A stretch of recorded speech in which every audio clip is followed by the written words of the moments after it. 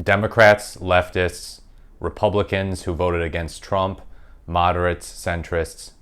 What is next after this bizarre night we just went through? Well, I just saw Jon Stewart's video on basically the election and the result. I thought it was pretty interesting. He talked about, look, this is not the end. This is not the end. You know, let's keep in mind that Donald Trump will only be serving one term as president. Then in 2028, no party will be the incumbent. I mean, his vice president, J.D. Vance, would likely run in 2028, let's face it.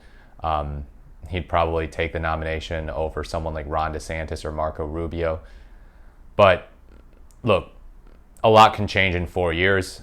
We saw how Biden snagged a decisive victory in 2020. And now it looks like Trump is also snagging a decisive victory in 2024. The fact of the matter is that things change every 4 years or so. And I will grant that this could be an insane 4 years that we have ahead of us. A possible Republican trifecta, certainly at least in the Senate and the presidency, along with the 6-3 conservative Supreme Court. I understand how a lot of people feel that things are bleak. There's also some work that needs to be done in terms of reaching out to people. One of my good friends, who is a very progressive individual, sometimes considers himself a socialist, was talking about how, look, we can't resort to demonizing people. We've got to move forward by reaching out. And I think that's the right way of thinking about it. The fact of the matter is people are gonna change their minds in the next 4 years. There will probably be plenty of people who have voted for Trump in this election who will come to regret it. They'll realize that they made the wrong choice, just as some people who voted for Trump in 2016 realized that they made the wrong choice, and then they voted for Biden in 2020. To the extent that you harbor resentment towards people who voted for Trump, not just Trump supporters, but people who voted for Trump, because I repeat, not everyone who votes for Trump is actively in love with him. Keep that resentment inside your head. You are entitled to your own thoughts, your own opinions that you keep to yourself. But move forward by speaking about policy, by talking about what it is that candidates stand for, by talking about what Trump gets done in office, both during this future term and his last 2017 to 2021 term.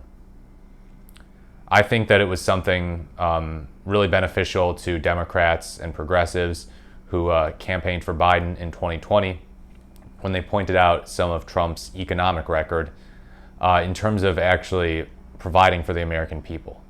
His main legislative accomplishment was a tax cut bill which gave permanent cuts for the top 1% and only temporary cuts for the middle and lower class. That was something that people pointed out that I think was quite helpful for understanding and also myth-busting the idea that, well, Republicans just want to cut your taxes middle class. It's like, well, no, actually, they effectively just want to cut taxes on the wealthy. And to the extent that they give a tax cut to the middle class, in the lower class, it's minimal. And you know what? It might just be offset by these wild freaking tariffs that they're now favoring, especially Trump. He's a little bit of an outlier in terms of his support for tariffs. But yeah, the best strategy going forward, let's just be real about this, is not to call people racist, misogynist, homophobic, transphobic, xenophobic. Just as progressives and even moderates, do not like when Republicans call anyone who is not solidly right-wing, anyone who doesn't vote Republican, a socialist or a communist. People don't like being called racist, sexist, homophobic, transphobic, xenophobic, what have you. You may believe it to be true, And in some cases, you may be right. But we have to move forward and realize that we are all Americans. Not everyone can be won over. Some people are just going to vote for the candidate who is the most absurd, the most vicious, the most contemptuous towards people who are progressive leaning, the person who upsets the left the most. And that candidate is pretty much always going to be the Republican nominee, even if the Republican nominee isn't always as insane as Trump. So, what do we do?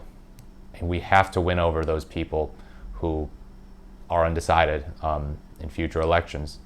There are a lot of people, I think, based on the popular vote, and if Trump had not won the popular vote, if Harris looked like she was winning it, then maybe I would be saying something different here.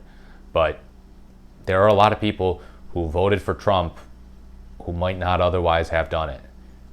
He might not have had them on lock. They are what we call low propensity voters. So move forward, reach out to them as you exit your homes today, go out into the public, you go to work, you go to school, you go to the gym, whatever. Carry a smile on your face. Have good body language. Don't act resentful. Make good eye contact with people, even if you get the sense that they voted for the candidate that you didn't want them to vote for. Show them that you're bigger than politics, because you are. If you discuss politics with people, be civil, sincere, and firm. Point out to them the issues with Trump, the reason that you believe it was a wrong choice, and the reason that it was indeed the wrong choice. But don't make them feel like they're inferior human beings, that their opinion doesn't matter, that they must be motivated by evil. Because they're not. Not everyone is. Not everyone who disagrees with you is motivated by evil. And I know it's actually gotten harder to say that between 2024 and 2020, because Trump has been testing the limits. During a recent rally, he got up there and joked about the fake news media being shot. He has talked about unleashing the American military on the enemy from within. He has denied Kamala Harris is black, just making racially disparaging comments, perpetuated lies that actually originated from neo-Nazi groups about Haitian migrants. He has talked about how Jews, Hispanics, and blacks who vote for Kamala Harris need their heads examined. I get it. He's making it so tough to defend his own supporters. But I'll raise this. Not everyone who votes for Trump supports Trump. And not everyone who supports Trump even knows everything that there is to know about him. I mean, I don't. I pay attention to the campaign. I hear the things that he says. I think about how in 2004, Howard Dean ended up dropping out of a race because he started screaming and yelling kind of hysterically. And now it's like, okay, days before an election, Trump can joke about the fake news media getting shot and how he thinks that's funny. And then he can go on to win an election. The standards have fallen. I understand that. I understand it's so frustrating to watch your fellow Americans vote for someone who you know has basically no filter, who uses his utmost discretion in basically having no limits in how he talks about his opponents. Vermin, immigrants are poisoning the blood of America. I hear you. I hear you. But the fact of the matter is that not everyone hears Trump. Some people don't hear him.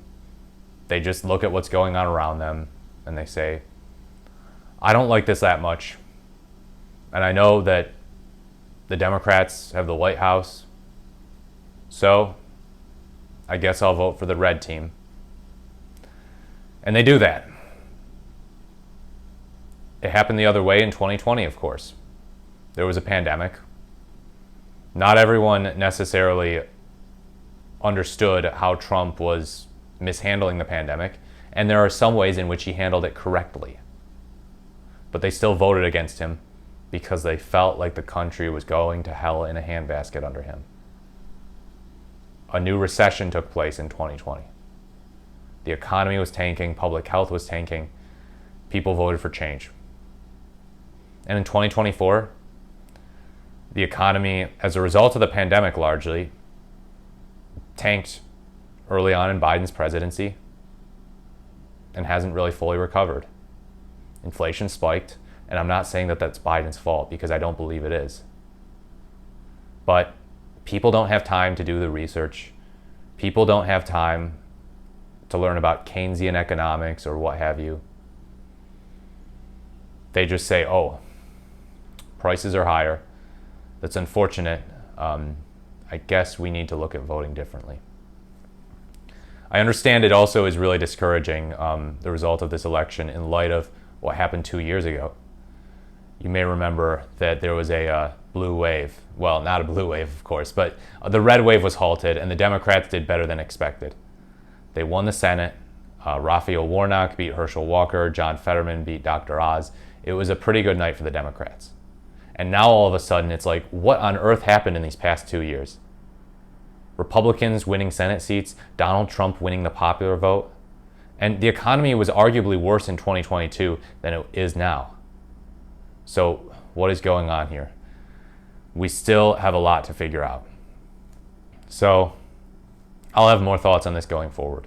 I really want to hear your thoughts in the comments. Do you think that I'm being too soft on Trump supporters? Do you think that I'm being too hard on them? Do you think that our standards have fallen so much that it's time to just throw out all sympathy, that these people would vote for someone who says such outrageous things? You are entitled to that opinion. I don't know. This is the best that I can say. My opinion might change. Trump might be far worse than ever imagined, in which case, well, I'd be very concerned about the people who decide to vote for him and continue to defend him. But yeah, I don't know. I don't know what's going to happen. I think the Democrats are going to have to look inward going forward. I think they're going to take some of the wrong lessons away, unfortunately. They might take some of the right lessons away.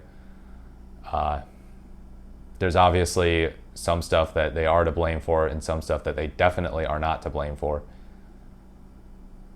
Just as in 2020, there was stuff that Trump was to blame for in his own loss and stuff that he couldn't control. You know? I don't see an end to this constant pendulum swing of Republican president, Democrat president, Republican president, Democrat president. So, I don't know. Maybe the best way of viewing it is like it's just a natural cycle. You might say that's cope, but it kind of seems like it's true. I mean, think about it. Clinton, Bush, Obama, Trump, Biden, Trump again. We haven't had two presidents of the same political party in a row since the transition from Reagan to H.W. Bush. I don't know when the next time we'll have one is, but it's just something to keep in mind. So move forward, be confident, be respectful of other views. People will respect that. When you respect their views, people will respect you. I will tell you this. I used to be a more conservative guy. I always respected the views of progressives. This was back in the 2010s. And they respected me for it. They did. Because I didn't assume that they were communists or socialists or Marxists or anything. I didn't treat them like they hated America or like they were filth or they were insane for voting Democrat. And now I'm not doing the same with Trump supporters. And I see them treat me the same way that I treated progressives back when I was more conservative. That a lot of conservatives, they understand where I'm coming from. And the fact that they can understand it shows that they can be won over to not vote for the Republican candidate when the Republican candidate is running on insane things. As I said, don't treat the voters like they're insane. Talk about how the candidate is insane. I think that's the best way of going forward. But yeah, be kind to one another. Let me know what you think in the comments. If you like this video, leave a like, comment, or subscribe to the channel. As always, thank you so much for watching, and I look forward to speaking to you in the next video.